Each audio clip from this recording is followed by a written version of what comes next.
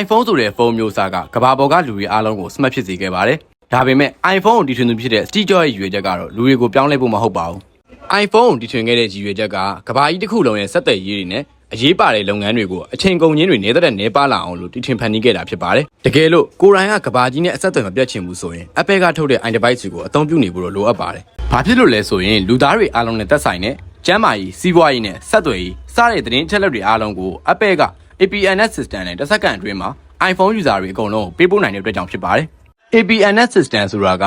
Apple Push Notification Service ကိုပြောတာဖြစ်ပါတယ်။အဲ့ဒါတွေက iOS device တွေဖြစ်တဲ့ iPhone, iPad, Apple Watch နဲ့ MacBook စတဲ့အရာတွေအားလုံးမှာတစ်ခါတည်းပါပါတယ်။ Android တွေမှာလည်းအဲ့ဒီလိုမျိုးသတင်းချက်လက်ပေးပို့တဲ့ system ကပါပါတယ်။ဒါပေမဲ့ Android ဖုန်းတွေက brand အကွဲတွေအများကြီးရှိနေတာကြောင့်နည်းနည်းတော့ကြန့်ကြာတတ်ပါတယ်။အဲ့ဒီ brand တစ်ခုချင်းစီရဲ့ region တွေကတနေရာနဲ့တနေရာလည်းအချိန်တွေမတူညီတာကြောင့်သတင်းပေးမှုတွေကနှောင့်နှေးနိုင်တာလည်းရှိသလိုတခါတလေကြာရင်တိတောင်မတိလိုက်ရတာတွေလည်းရှိတတ်ပါတယ်။ဥပမာအနေနဲ့တစ်ခုပြောရရင်တကဘာလုံးဆိုင်ရာအနေနဲ့ breaking news ထွက်ရှိတယ်ဆိုပါစို့။အဲ့ဒီတော့သတင်းဌာနကနေပြီးတော့ Apple နဲ့ Google Android တို့စီကိုတပြိုင်နက်သတင်းပေးပို့လိုက်ပါမယ်။အဲ့ဒီအချိန်မှာပဲ Apple ကနေပြီးတော့သူတို့ရဲ့ system ဖြစ်တဲ့ APNS system ကိုပေးပို့မယ်။ APNS system ကနေပြီးတော့ user တယောက်ချင်းစီရဲ့ lock screen တွေမျက်နှာပြင်တွေစီကိုတန်းပြီးတော့ပေးပို့လိုက်အောင်ပဲဖြစ်ပါတယ်။ Android မှာကျတော့ Google ကိုတဆင့်ပို့မယ်။ Google ရဲ့ assistant တွေမှာ FCN ကိုတဆင့်ပို့မယ်။နောက်ပြီးတော့မှသက်ဆိုင်တဲ့ brand တစ်ခုချင်းစီကိုသက်ဆိုင်တဲ့နိုင်ငံ